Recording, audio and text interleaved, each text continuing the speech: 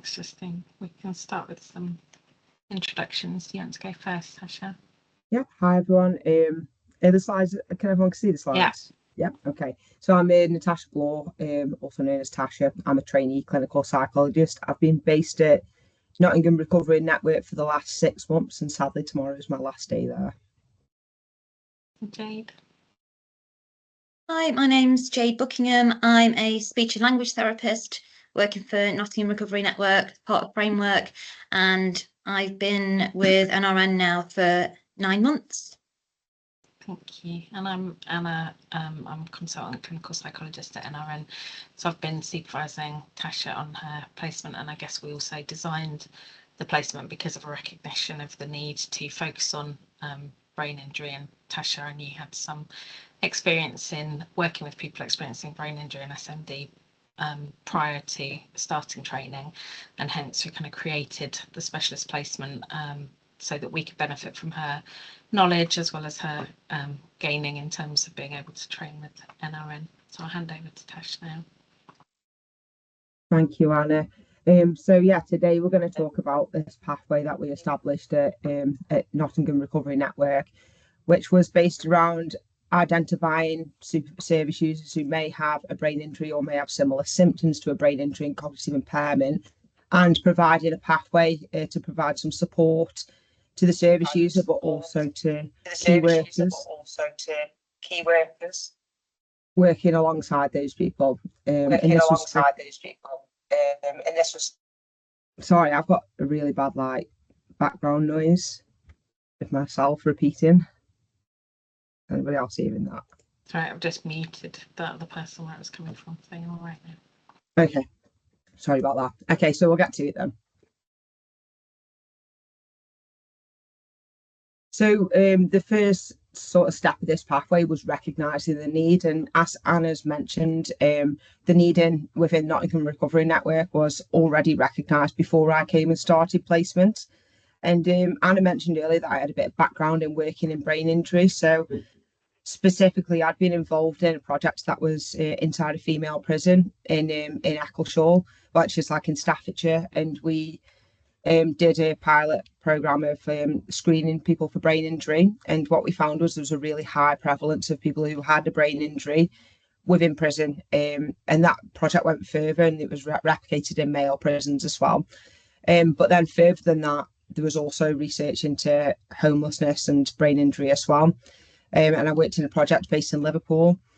There was a service there called Neuro Triage, which is a service specifically set up in Liverpool to work with people who are experiencing homelessness or displacement and have got cognitive impairments caused by brain injury. So it is a recognised area of need within for the people that we support at Nottingham Recovery Network, not only through offenders of higher prevalence of brain injury, but also people who are experiencing homelessness are more sort of subjected to risk through living on the streets and various other things that come along with that lifestyle as well. So I was only based at NRN for 6 months, and in that 6 months, well, just under 6 months technically as well.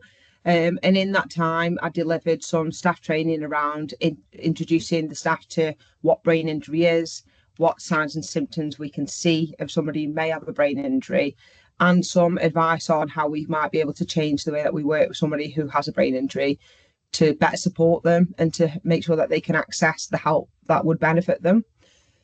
So from after the staff training, I completed some assessments of service users who were accessing the service. So if a key worker was concerned about somebody's presentation, I'd receive a referral and I'd go and complete an assessment on them. And then I'm going to talk through a case example today. That is a real case. The names have been changed to protect the identity of the client who I'm talking about. We'll also cover some of the challenges that we've faced in establishing this pathway. And then I'll pass over to Jade, who's going to talk about how we can adjust our communication when working with somebody with a brain injury. And then we'll talk about some risks and recommendations as well.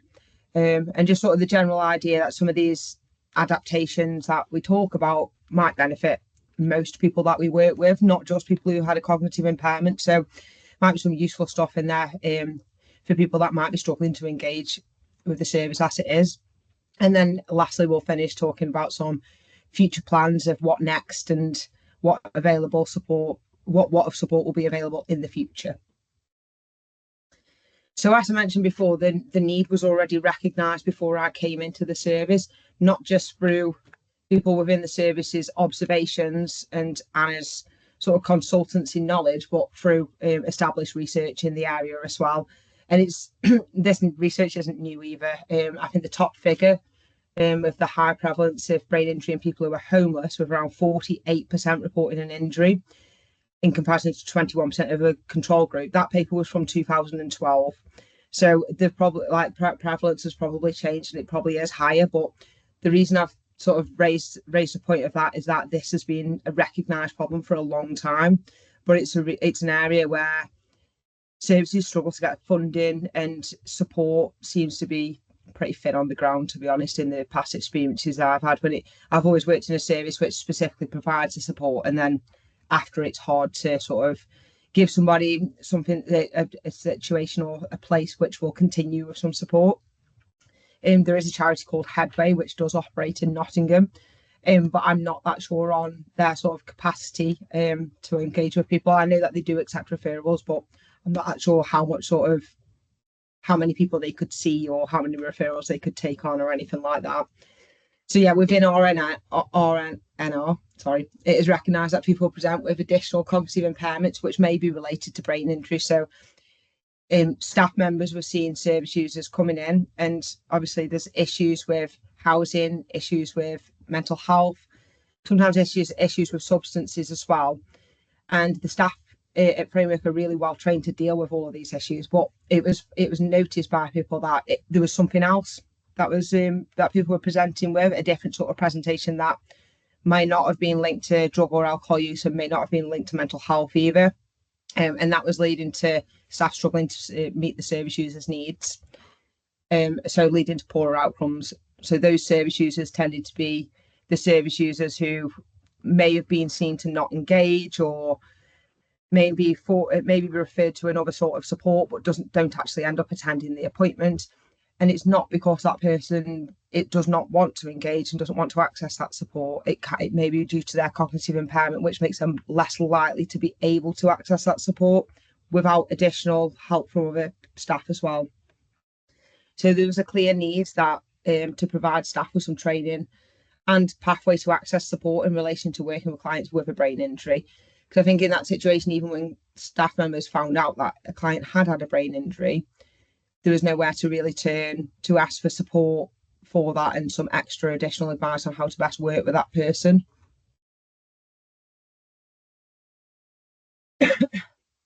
So I delivered 4 staff training sessions while on placement.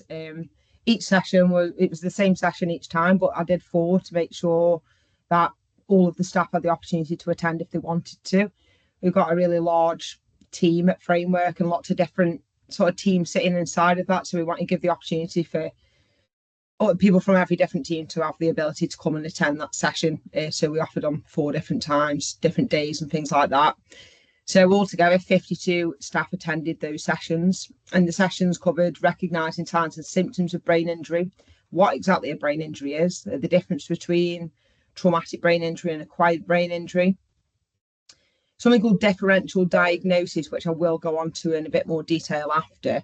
And that is in like the overlap of symptoms of various different problems that we might see in the service users that present to these services, and also some basic adjustments that could be made to make engaging with somebody who may have a brain injury more successful. So the staff were introduced to the new pathway and the referral system. We kept it really simple with this, and we thought there's no need, like with me only being there for 6 months, we felt there was no need to give out a really detailed referral form, and we accepted referrals via email, including a client's name and just a couple of sentences about what was concerning the staff member about their service user. And then we'd go from there and arrange a face-to-face conversation with the staff member to get a bit more information. So yeah, people were really able to refer into the service really easily. Some of the feedback that I received from the staff who had attended the training was that the training was really informative and useful. It was a positive start to thinking about head and brain injuries with the clients, and they felt it was great that we were developing a brain injury pathway. Somebody else said that the training itself was incredibly valuable as it made them realise that they had patients on their caseload who did have diagnosed brain injuries and no clear treatment plan.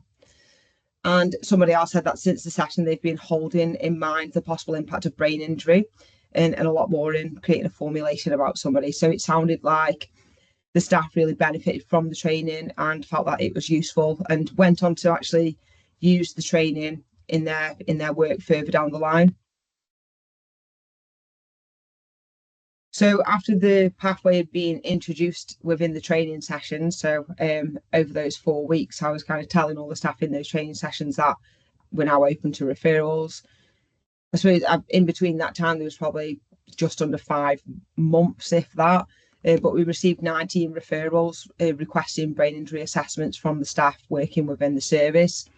3 of those 19 did have established brain injuries with formal diagnoses. I thought that was really important because these service users had actually attended the service and disclosed that they'd had a brain injury. And this information was known, but it wasn't quite sure what to do with that information and whether and how that brain injury actually impacted the person. What we found when people did have formal diagnosis of brain injury, they could often say, yeah, I've had a brain injury and this is what happened, but they really struggled to sort of pinpoint what changed in them since the brain injury, what the symptoms were, because often when somebody has a brain injury, they can lose insight into what the symptoms are and what the difficulties are. So although people knew that they had these injuries, there wasn't much information to do for the key worker to make many changes to help the service user, and a real lack of knowledge and insight into their own difficulties. And then again, of those 19, 4 of the service users were identified as being at risk of alcohol-related brain injury. So obviously a really important thing to think about within these services, when people use alcohol as a coping mechanism and they've been using alcohol for a long time, the alcohol can create brain changes, linked to Korsakoff's, and obviously the alcohol-related brain injury diagnosis. So we saw a few people who hadn't had a head injury per se, but the staff members were worried about the way that they were presenting and their cognitive skills as well. And of the 19, 12 presented with cognitive difficulties, but they were unsure of what caused these difficulties, or they lacked insight into the things that were challenging them on a day-to-day. So these were often people that, if you ask them whether they've ever lost consciousness or whether they've had a serious injury to the head, they know that they've had a serious injury to the head, but they don't really link the problems that they've got with now their language, their memory, and their emotional regulation to that hit on the head. Maybe because they didn't receive the full package of medical treatment that they should have, or maybe that they didn't have any medical treatment at all for that injury. That was quite a common thing that came up within the pathway. So as for the support that was provided, so of the 19 referrals, I provided 18 consultation sessions with staff. So they were like the initial meet-up conversations that we were having to get some more information about the specific concerns about this person's presentation and a bit of background information about that person too, so I could build up a bit of an understanding as to maybe who the person was before the brain injury and what level of ability they had before, and then maybe the things that have changed after.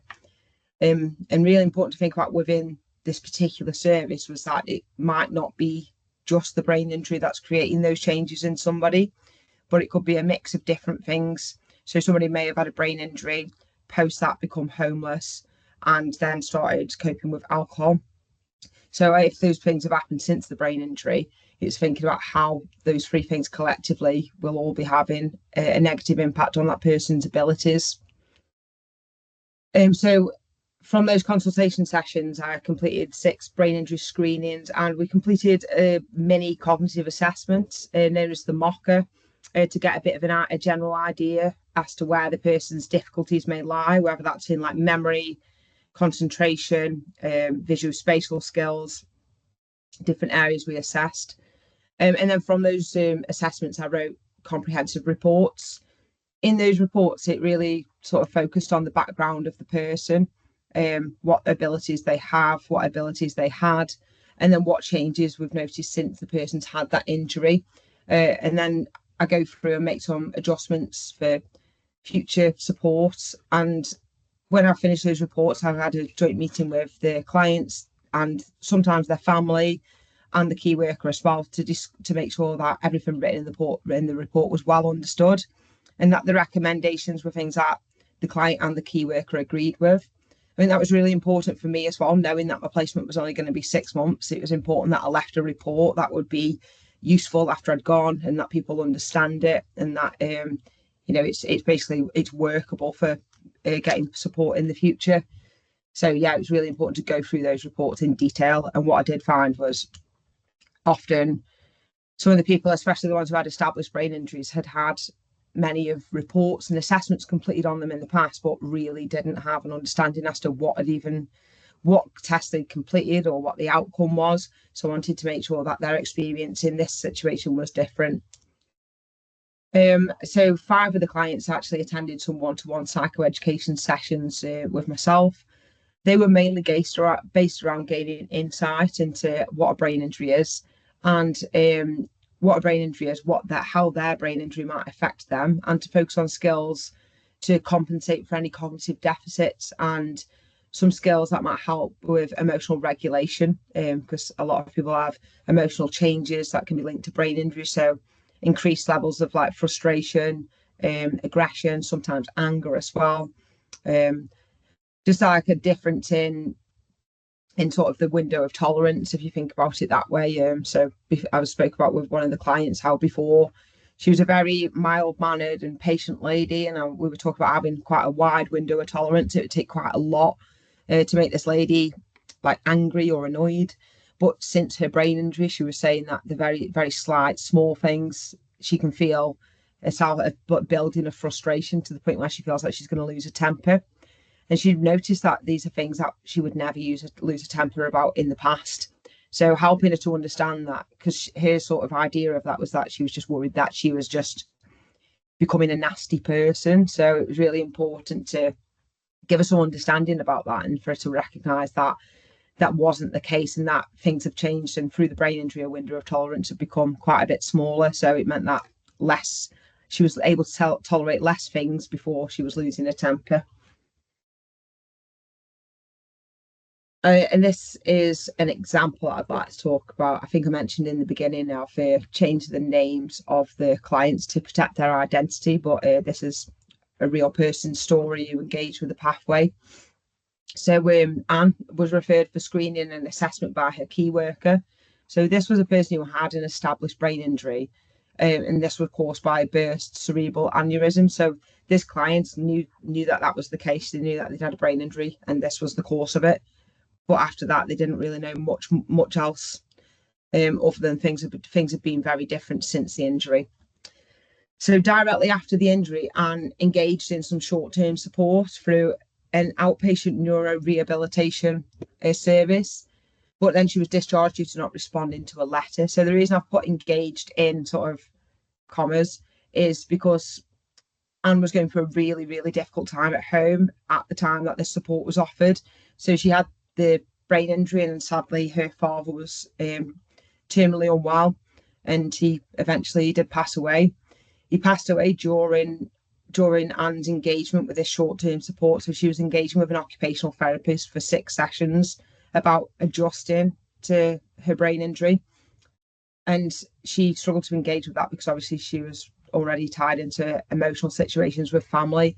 And then she did deal with the loss of her father as well, and didn't attend any other sessions after that. So she got 4 sessions, which she wasn't able to really engage with because of other things that were going on. And then she was also sent a letter asking us to go for a scan, which she doesn't think that she received. And because she didn't respond to that, she was discharged. So yeah, not an adequate amount of support available for the changes that were evident in Anne. So since the injury, Anne has experienced chronic fatigue, poor memory and attention, increased irritability and anger. She also really avoids socialising, and that's because she struggles to engage with and follow conversations. So she was saying to me that if somebody says something to her, she she tries to avoid getting into conversations because she can sometimes forget what the person said halfway through, or she can get mixed up with her words and not think about the right words that she wants to say to respond. So that leaves her feeling quite flustered and embarrassed in the moment. And because she's quite anxious about it, she struggles even more to find the words that she wants to find and forgets the things that people have said to her. So she feels quite vulnerable in social situations. So she chooses to isolate herself. But that's not what she was like before the injury either.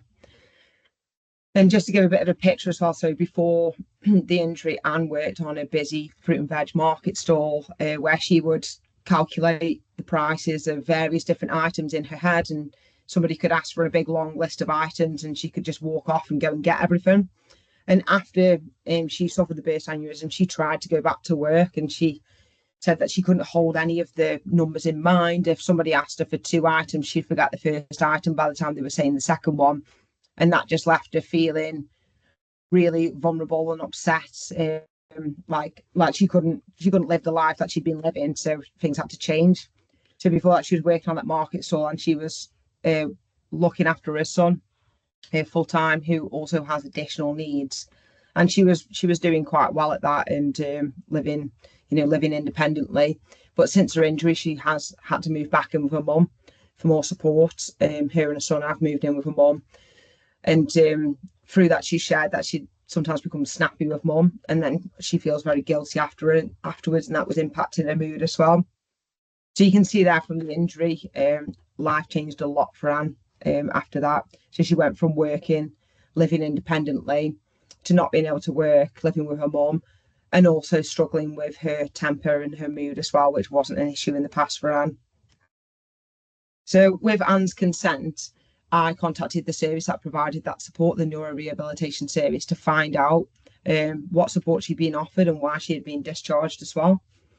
And then I completed a screening and assessment. So I met with Anne and her mum. So I thought it was really important to get mum involved, with mum being sort of Anne's closest person and a person who is in a way providing care. She's not a formal carer for this for Anne, but they are living together and they are sort of both supporting each other.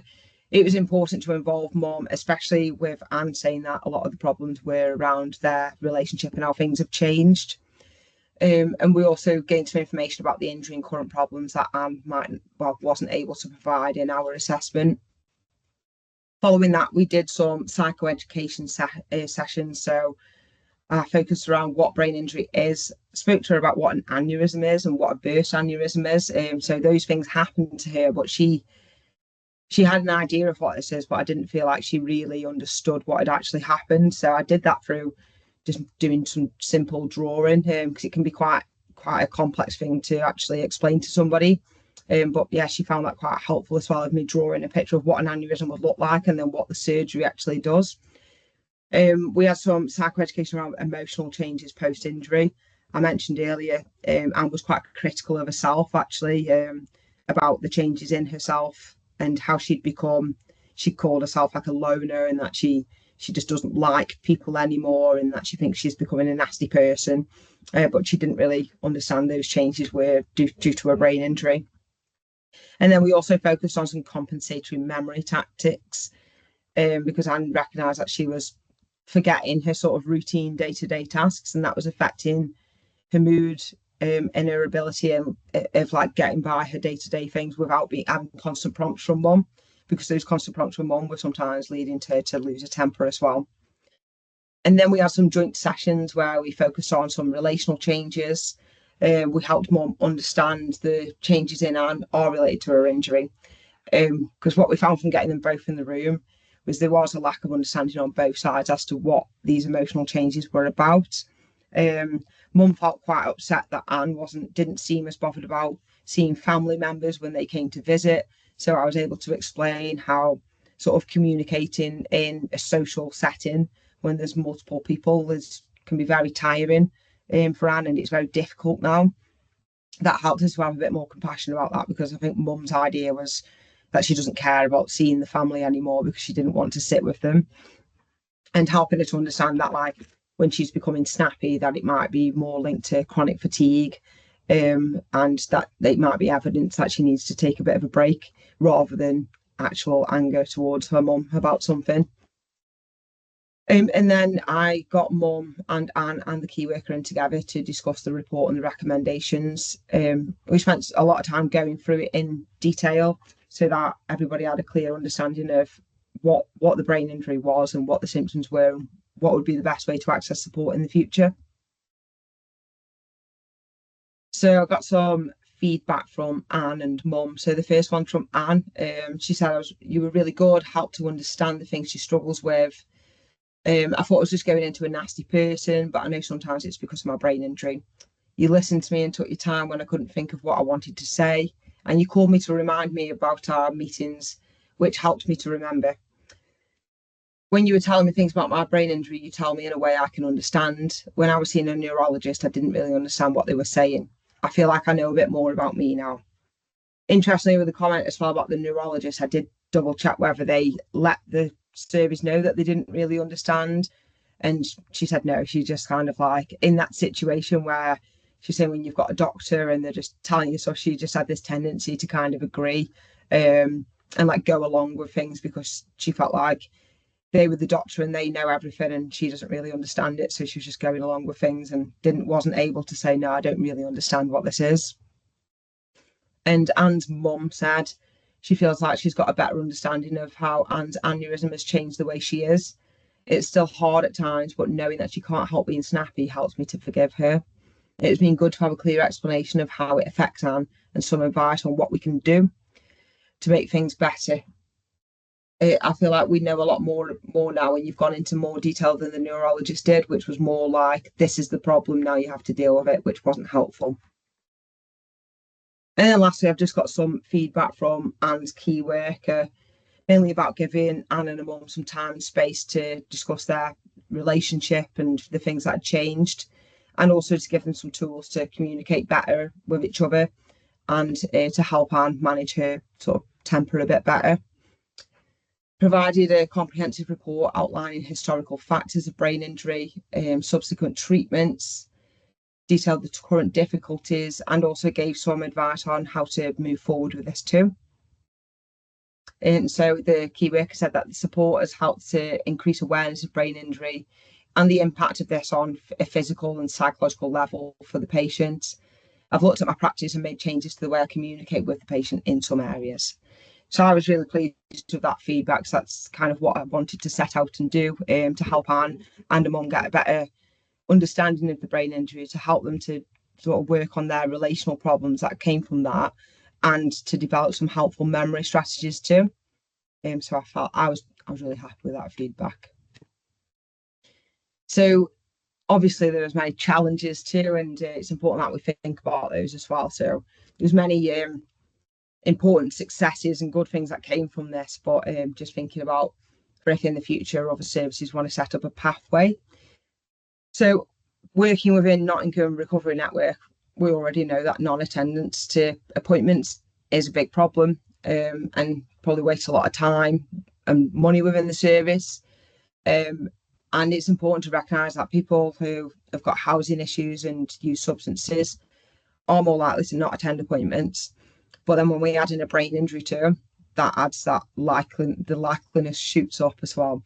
So I kind of just used a bit of a procedure every time I was booking an appointment with somebody who we felt may have had a brain injury. So firstly, I'd contact their key worker, find out if I could meet them in a joint session first, find out how they are for attending, what the key worker already does to get that person to come in.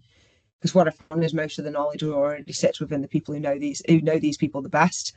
And I'd always like arrange a time which suited them, because it's important with brain injury, especially with somebody who suffers fatigue, is to think about whether they're better in the morning or whether they're better in the afternoon.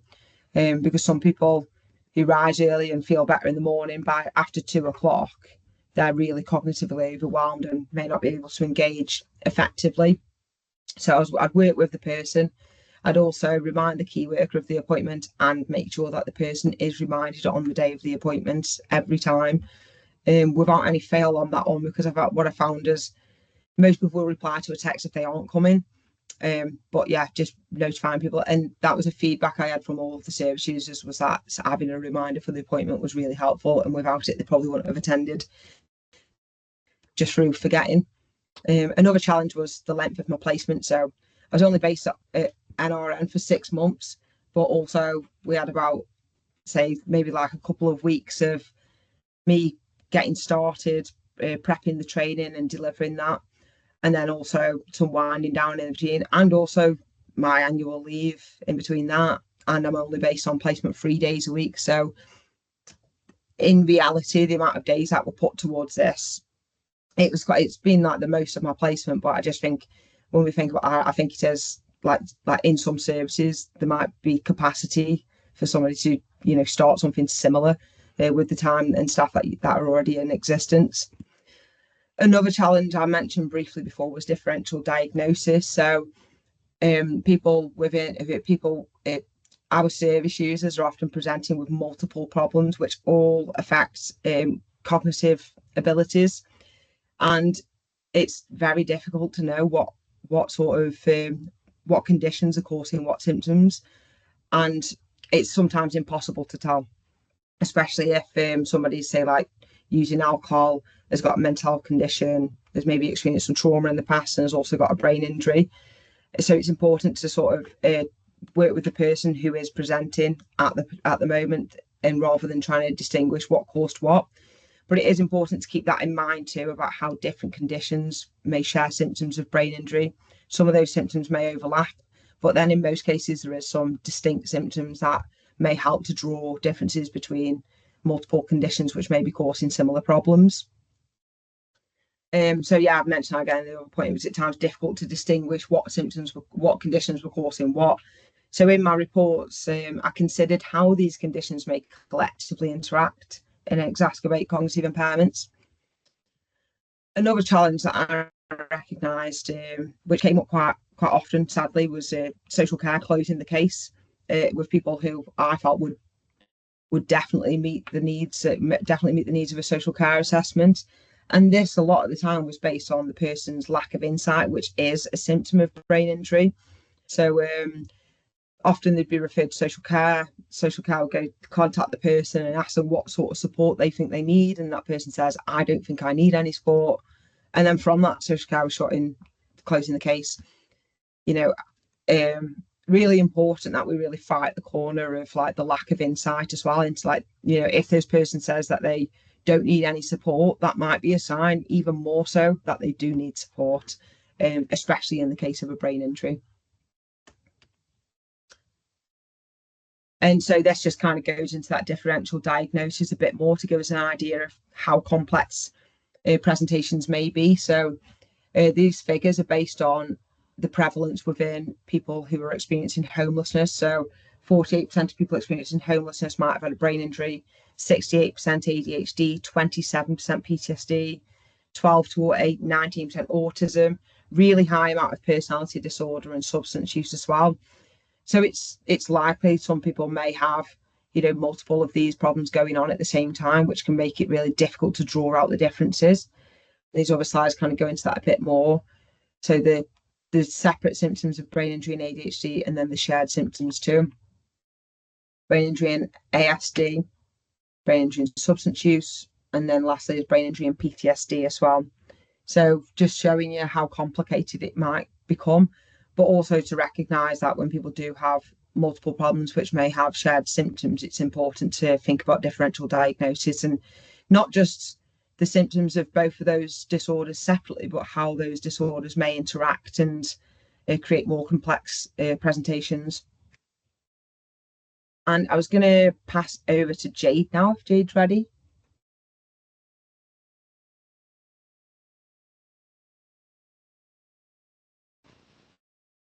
We could hear you, but we can't hear you anymore. Okay, is that better? Yes. Yeah, I can't hear an echo anymore. That's good. Brilliant. Okay, so I'm just going to talk about some of the communication difficulties that we might see that are associated with brain injury. So how they might present, some of the risks and barriers that are caused because of the brain injury, and some ways to support these communication differences or difficulties. So 75% of individuals then who have a brain injury are thought to have some kind of communication difficulty following a brain injury. Some of them are going to be more easier to spot than others. So particularly if the difficulties related to speech. So speech disorders like dysarthria, for example, they present as slurred speech or slow speech, or the speech can be unclear. And this is because the muscles are weakened or uncoordinated as a result of the brain injury. Or there's apraxia of speech as well, and this is where the signals from the brain that coordinate the movements needed for speech are impaired or disrupted in some way, again meaning that then the speech then is difficult to understand. But a lot of the things that we'll see are more associated with language. So aphasia then, that affects how a person uses and understands language. So there's a couple of different types of aphasia. We have expressive or broker's aphasia, and that's where an individual struggles to use language. So they find it difficult to formulate sentences or find the words that they need. But their understanding of language is fine, and it remains completely intact. But then with receptive or Wernicke's aphasia, the person, they can present with having really good expressive skills. So they can talk at length, their language seems to be kind of grammatically correct, but actually their understanding is impaired. So what they say then might be completely out of context. So the answers that they give you perhaps don't actually reflect the question that they've been asked. But the most common communication difficulty following a brain injury is a cognitive communication disorder. And this is where the essential skills or executive functions that we need to communicate effectively are impaired. So these skills are things like concentration, attention, working memory, our planning skills, our impulse control, and then those social communication skills as well. So kind of knowing when it's our turn to speak in conversations, or whether we're using kind of the language that's appropriate for the context that we're in. And even things like being able to read and use facial expressions and body language too. But also it's important to note as well that, you know, communication difficulties can co-occur. So somebody could have, let's say, expressive aphasia, but they also might have cognitive communication difficulties too. Can I have the next slide, please?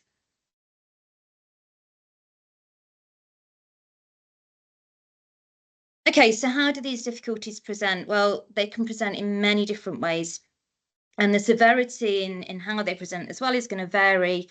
It's going to be dependent on where that brain injury occurred, and obviously the severity of that injury as well. And like I mentioned, if it's affected their speech, it's going to be much easier to spot, whereas these difficulties associated with kind of language or cognitive communication, they're going to be more hidden. So as an overview then, some of the signs that we might see. So someone might have difficulty kind of in starting off a conversation and then continuing with it. Someone might appear to have a lack of focus or concentration. So they might look like they're not interested at all, or become easily distracted by other things that are going off within the environment. They might make frequent topic changes, so they can start off having one conversation, but then quickly start talking about something completely different. We might see tangential speech, so wandering away from a conversation, providing details that aren't relevant to the topic, never quite getting to the point of the conversation or what they want to talk about. They might fill in gaps with information that isn't true, so to form a story or a series of events, but not actually know that they're doing it. So potentially kind of they call it like unintentional lying, because the information is there to complete a story, but it's not actually true. Someone might have word finding difficulties, or they might use the wrong word Sometimes people describe a word rather than say the word itself. So if someone wants to use the word cup, for example, they might say things like, oh, that thing that you drink out of, because they can't actually find the word that they need in that sentence. Also, sentences could be incomplete, or people fill sentences out, you know, with these kind of filler words, phrases, things like, oh, well, you know what I mean, or that thingy, or, you know, just to complete that sentence and make it make sense. People might use inappropriate language, and we hear inappropriate language a lot within the service, I suppose. But if that's unusual or kind of something that's not normal for them generally, then that could be a sign too. People may struggle to recall information. Maybe you've seen that person before and they can't remember anything that's been previously discussed when you've seen them before. And also people just might have a lack of insight into any communication difficulty too. So they might not know that there is a change in their communication because no one's kind of pointed it out to them before. Someone may present with inflexible thinking, so they're very kind of rigid on their viewpoints and opinions, and they can't consider other people's perspectives. And there might be a reduction in non-verbal communication skills as well, so kind of limited eye contact, maybe facial expressions don't kind of match with what they're saying or how they're acting, and their body language too. Okay, can I have the next slide, Natasha, please?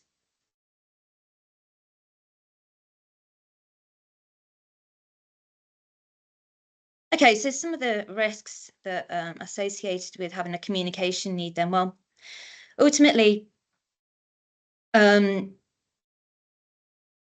it's, you know, someone's potentially going to have a lack of choices or involvement in everyday decisions because if they're not able to express themselves clearly, how are they able to tell us exactly what they need and what they want that support to look like? It's going to limit relationships, and they can be both personal and professional. If it's really difficult to hold a conversation with somebody, or you're not confident about having conversations or joining in socially, then it's going to limit your interactions. Increased vulnerability. Again, if you struggle to understand situations, if you struggle to read someone's intentions, for example, then again, it's going to lead you more open to abuse, make you more vulnerable. And of course, if you do struggle to communicate as well and express your needs, that's going to make you feel quite low and anxious and depressed. It's going to make you potentially not want to engage if you feel like you're not being listened to or not being heard. Of course, it's going to reduce employment and housing opportunities if we can't access those services easily. And we see things like increased placement breakdowns, especially in situations perhaps where someone may be in temporary accommodation or a hostel, and they're provided with, you know, a list of rules or something, things that they have to follow, but they don't actually understand what those rules are. Nobody's kind of sat down with them and gone through that, or it hasn't been provided in an accessible way. Lower standard of healthcare, of course, if you can't actually get to the appointment, you forget the appointment, you sent a letter that you can't read about an appointment, how are you going to get there? How are you going to actually receive that help and support that you need? And then obviously the frustration that can come with that and come with these difficulties, you might see an increased use of kind of behaviour which is challenging, some mental health distress, and potentially offending behaviour as well.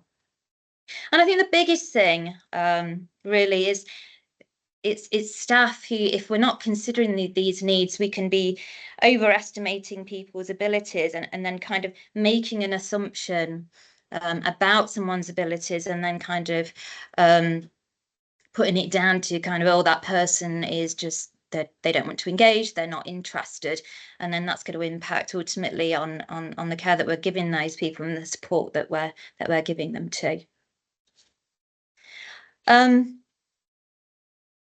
And really, you know, and this comes down to kind of like the Equality Act and the Accessible Information Standard, that we need to be making adjustments where needed. And this is to make sure, you know, that we are helping people to access the support that they need in a way that suits their individual communication needs, and in the hope that we can reduce these risks and break down any barriers in terms of accessing support. Now the next slide, Natasha, please. Okay, so practical changes that we can make then. So I've broken these down into how to support somebody's understanding, but also how to support their expression as well. But firstly, and I haven't put this on the slide, but I do think this is really important, is we should always be asking somebody. So let's ask people what they need. How can we support your communication? What can we do to make things easier for you? Again, not everybody, they might not know, they might go back to kind of that lack of insight potentially. So these are some of the things that we can do. So we can get the person's attention that we're working with first before we're asking questions or giving information. I know that kind of sounds pretty obvious, but just making sure that we're saying people's names so that they know that we're talking to them and we've got something to tell them. We can avoid jargon, so use simple language. And this is both in written and kind of spoken communication. But if there are more complex terms, and making sure that we are explaining what those terms mean. So breaking things down, and like Natasha said as well, we could draw pictures for people if that's going to be an easier way of helping someone understand the point that we're trying to get across. We should avoid sarcasm and non-literal language. The sayings that we kind of take for granted and use in our everyday language, for somebody else, they might find it really confusing, and then the meaning could be, misinterpreted by them. We should consider the environment. Can we reduce any distractions? Is there a quieter space where we can see people so that they can concentrate on the information that we're giving them? We should slow down. Take our time when we're given information. So don't rush through information, leaving pauses, leaving a gap between the information that we're giving. And then also give people time to process that information before moving on or asking another question. We should offer people regular breaks if they need it. So if they show signs of fatigue, or maybe offer shorter appointments if that's going to work better for that person because they can concentrate for that period of time. Give people key points to take away. So write things down, bullet point things, so they've got that information to take away with them, and then they can revisit it whenever they like. Provide reminders, encourage people and support people if they need the help to put appointments into their telephone, or provide a calendar, a visual wall chart where they can see exactly where appointments are and who they're with. Provide visual resources that to provide information or explain a process. Even videos as well can be really helpful. Again, the stuff like that, people can go back to it and they can look at it again and again, not relying so much on their memory. Avoid asking if someone's understood. So instead of saying, okay, did you understand that? And then them just kind of saying yes, because they want to get out of that situation and end the appointment. It's better to say things like, remind me what we've talked about today, or tell me what we've talked about. And then you're kind of getting them to summarize, and you're checking their knowledge at the same time, seeing how much they've managed to remember. And also we can provide information in alternative formats too. So if someone struggles with reading, we can make things large print, or we can use easy read. So that's information that's supported with symbols as well. Okay, next slide, Natasha, please.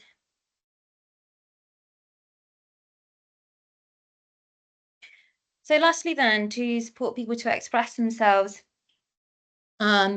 we should, again, reduce distractions. It's really difficult to concentrate on what you want to say. There's lots of other things going off around you. So again, that's thinking of like the environment and thinking about the space that we're having conversations in. We can write down before appointments and meetings what you want to talk about. This gives, more time for the person to plan or structure essentially what they want to say. And it can also be then used to kind of guide the discussion if people go off topic. We can give gentle reminders or prompts as well to stay on topic. So if someone does wander off topic, just remind them, oh, we're talking about this right now. After we've asked a question, wait, so that person can formulate a response. We can make it clear once a topic of conversation's ended that we need to move on to something else now. That doesn't mean they can't get back and revisit it. But again, if someone's kind of going off topic, then right, okay, well, let's move on. Let's talk about something else. Again, thinking about body language and facial expressions, not about theirs, but what about ours? Are we coming across as a person that's there to listen? Do we look like we've got time for that person? It can make someone feel a lot more comfortable if you know that you're going to spend some time and you are there to kind of listen to what they've got to say, even if it might take them some time. Provide a paper and pen. If that person struggles with speech or expressing themselves, then let's give them a pen or paper to write things down, or draw a picture instead. Let's just offer people alternative ways of getting their message across to us. Provide visual resources, pictures or symbols. This can help people make kind of a choice or express a need. Think about how they're feeling, things like that, especially if they're not very good at expressing that verbally. There's lots of, there's a number of resources that can be used. One such resource is talking mats, and I think you can look this up if you Google it, but it's a really good resource in terms of helping people to express themselves, talk about their needs, which kind of takes that the pressure away of having to verbalize it or lose speech, I should say. Also, don't pretend that you've understood. If you haven't understood what somebody's told you, and never be afraid to kind of ask somebody to repeat themselves or clarify what they've said. And another thing that you can do as well is you could kind of say back to them what you have understood from what they've said, and then they can then offer more information or fill in those gaps that you've missed. And that's it. Thanks so much. Now Jade. I'm on mute. Thank you for that, Jade. So that kind of brings us to this last slide, which kind of just brings together a few of those recommendations. So allowing extra time in sessions, like Jade was saying, let the person know that you are there to listen at that moment. Like sometimes when we go in looking like we're rushed, people might not feel able to talk about things, or they might choose not to because they know it takes them a long time to get to their points.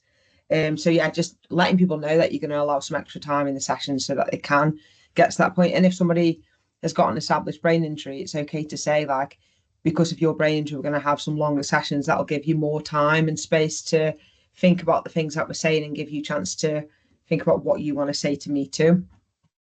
Learning about the person's strengths and interests when you're working with them, and playing to those strengths and interests too. So I think obviously when we work in this sort of work that we do, like with NRN, a lot of it can be focused on things that the service users finding difficult or problems that they've got in their lives. And just given the sort of population that we cover, well, given the people that we tend to work with, it's not often that those people will have people often talking about their strengths and showing an interest in them. So it can be a really powerful way of working with somebody too.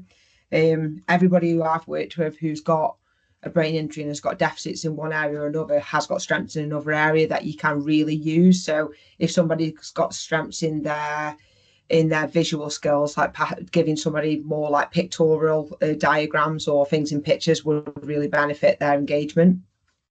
Jade's already touched on this, but finding quiet space for conversations, it can be really hard to sort of zone into one conversation when there's a lot going on in the background for somebody who's had a brain injury. Be quite flexible on your session time and location if you can. I know we're all busy professionals, but making sure we get somebody at a time which is good for them and a location where they feel safe and secure would help them engage better. Always send reminders. I think whether somebody's got a brain injury or not, we want people to attend our appointments, and that's why we make them, rather than losing time and money. If we can, provide or suggest some resources, so diaries, calendars, wall charts. you know, even if we're suggesting like apps or free things that people could access, or even if we're just going to say, oh yeah, there's a diary, like if we can't provide that sort of thing, it's good to sometimes know that they're selling a diary for like 99p in a certain shop or something like that, which will help the person to get some resources in a way that isn't going to break the bank for them or sort of deter them from doing that. As Jade's already said, write things down or encourage the client to keep notes if they're able to. I think always like playing to the person's strengths and abilities. So rather than doing something for somebody, let's check whether they've got the ability to do that themselves. And if they have, encourage them to do that. Simplify communication. Jade's already touched on this, confabulation. So confabulation is when somebody might unintentionally lie. So don't try and fact check a person's story. They don't mean they are not intentionally lying, but what they're saying they believe, but it's not actually the truth. So fact checking it can be quite upsetting for the person. And when it comes to disinhibition, also don't take it personally. That person has not lost their ability to sometimes filter out some of the things that are popping into their head. So sometimes somebody might say something quite upsetting, but it's important for us to recognise, okay, if that person hadn't have had the brain injury, that might not have been something that they would have said. Thanks, Tasha. And then pass on to Anna. Thank you. Thank you. So I just want to spend a few minutes really talking about where we might go from here as a service, but I guess also for everybody who's attending to think about where do you go from here as well. So we knew there was a need, that's why we created the placement, but having 3 days of Tasha's time kind of dedicated to cognitive assessments and thinking about this population is what's made this possible. I think we didn't know, although we know there's an overrepresentation of people with brain injury in homelessness and substance use services, we didn't really know what the demand for assessment would be or how realistic it would be to get people through assessments. But actually Tasha's been very busy and unfortunately hasn't managed to get to all the referrals because they're still coming in. And I think we were talking earlier about the fact that, you know, as kind of word of mouth spreads, actually we're probably having more referrals now. Now that people have seen what the process is like, they're more likely to refer other people they're working with, or colleagues are more likely to see the benefits of those sessions. So we're going to try to think about how we kind of keep that service going as best as possible and that pathway best as possible. We've also got some kind of ongoing work with wider systems, particularly around alcohol-related brain damage, which is getting maybe more attention in terms of how we get people into kind of neurology or diagnosis. There aren't really any decent pathways or systems around the whole country. There's been a couple of exceptional areas of good practice in terms of alcohol-related brain damage assessment, diagnosis, treatment, and I think in terms of broader brain injury as well, there's very, very limited recognition of it. So when Tasha was talking about the differential diagnosis, you know, if you have somebody presenting with substance use difficulties, interpersonal problems, and emotional dysregulation, it's very likely that services will give them a diagnosis of personality disorder before they're considering brain injury.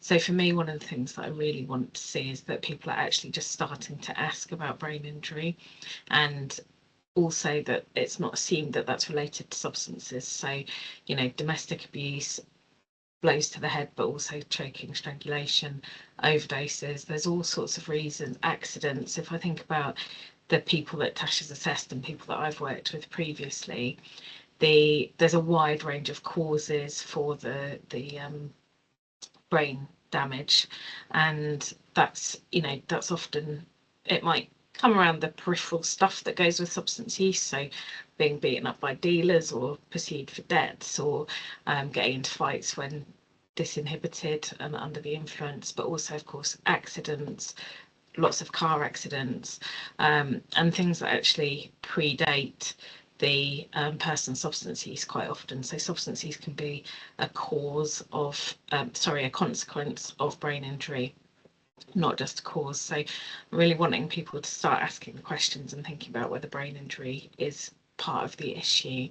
We've also managed to, while Tash was on placement, consult on the new NICE guidelines, so I'm just going to pop those in the chat. There's new NICE guidelines coming for rehabilitation for long-term neurological conditions, and that's including brain injury.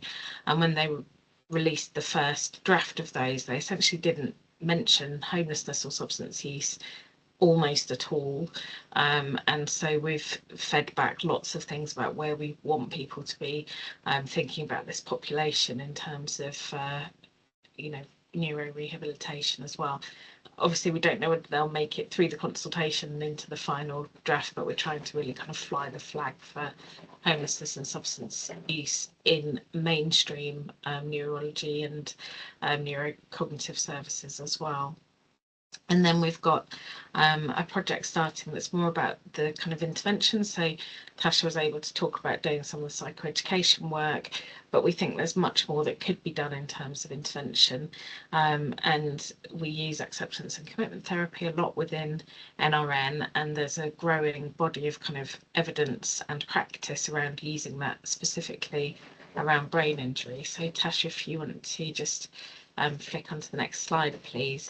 So there's been a number of books published or coming, and a lot of research really around using ACT in brain injury. So why might people need that? They might need it in terms of kind of starting to understand themselves, adjust to living with a brain injury. So I think Tasha's case example was really good in terms of the impacts it was having on relationships, mood, self-understanding. Actually ACT can support a lot around that. It's not going to cure the brain injury, but it's going to help somebody potentially adjust and live the best life that they can with it.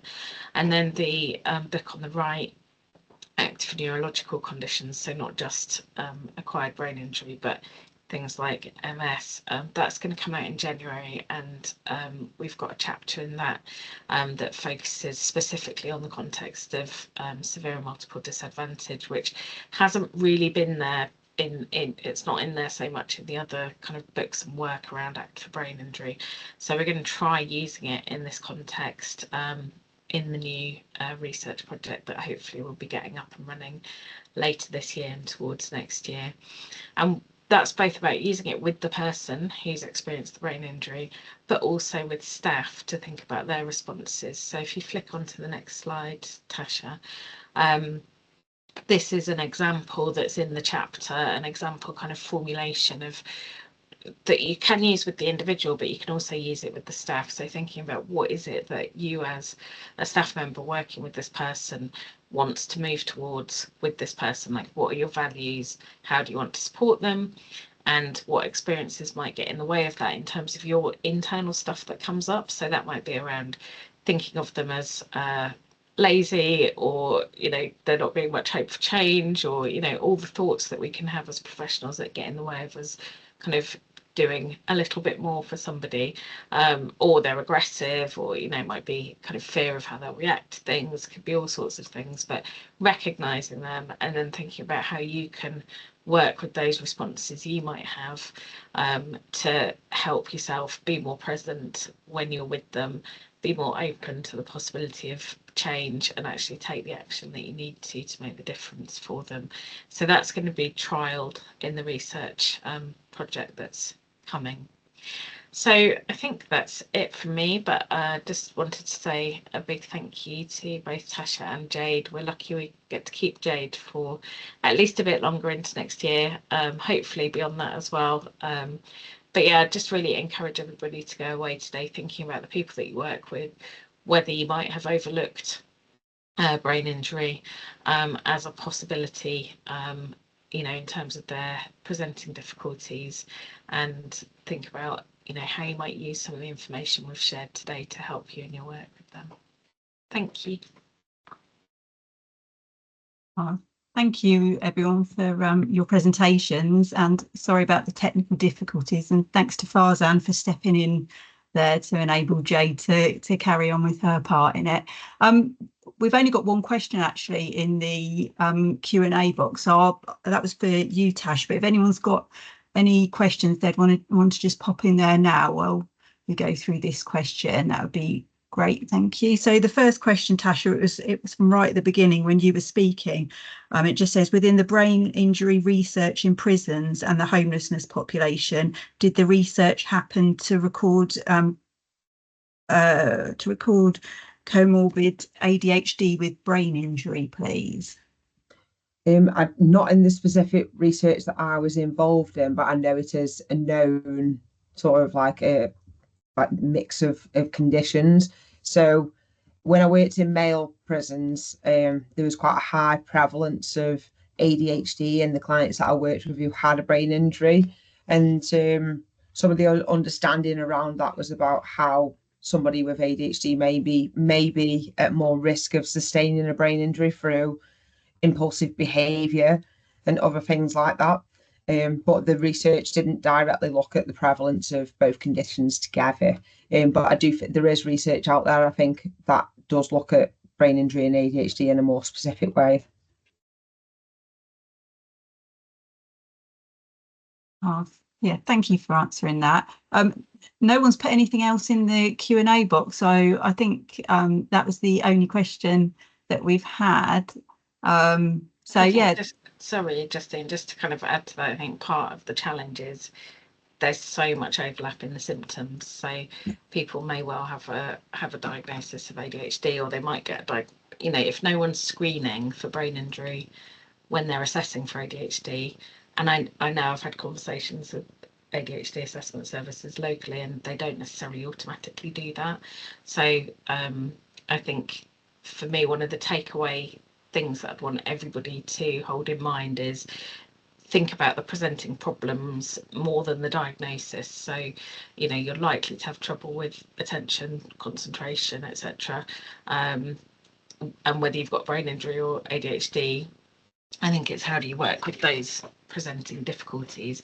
Obviously for ADHD there might be options in terms of medication, but I think if you're at a point of referring somebody for an ADHD assessment, also ask them whether they've ever had head injuries, whether they've ever been unconscious, whether they've ever had illnesses that might have kind of affected their brain in any way, because I think it's really easy. ADHD is very much at the forefront of lots of people's minds at the moment because it gets a lot of coverage. Brain injury, not so much. So I think just doing those screenings, and the brain injury and homelessness toolkit is quite helpful as well. If people haven't seen that, I'll put that in the chat.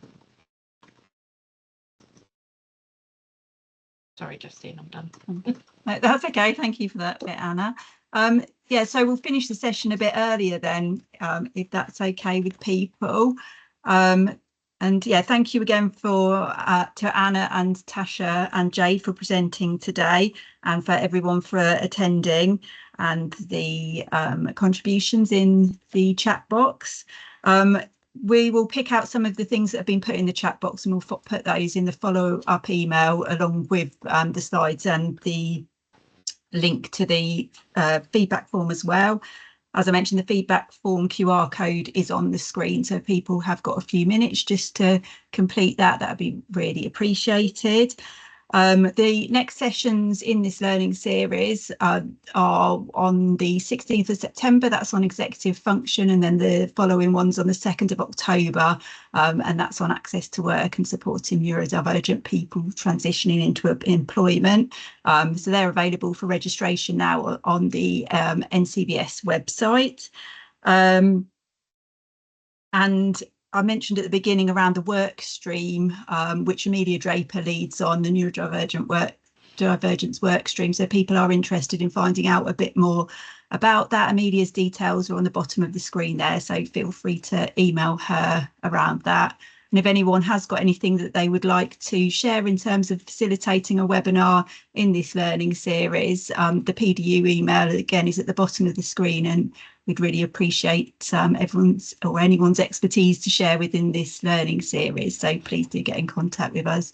And thanks there's again. one more question, Justine. Oh, is there? Comes through, yeah, just quickly. I thought you might want to do it before we end.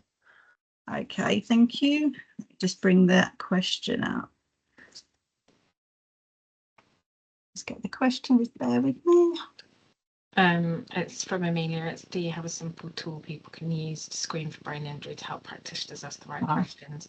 we can, so the tool that we use, you have to be a registered professional to use that, but what I can do is I can share something in the chat in terms of a list of questions that might be helpful, but certainly kind of the basic stuff of, have you ever been unconscious? Have you ever been without oxygen to the brain? Have you ever had any serious blows to the head? Have you ever kind of overdosed? Because any overdose or attempted strangulation or hanging, those sorts of things would be this, you know, there'd be indicators of brain injury. But we can send some questions to go out with the slides.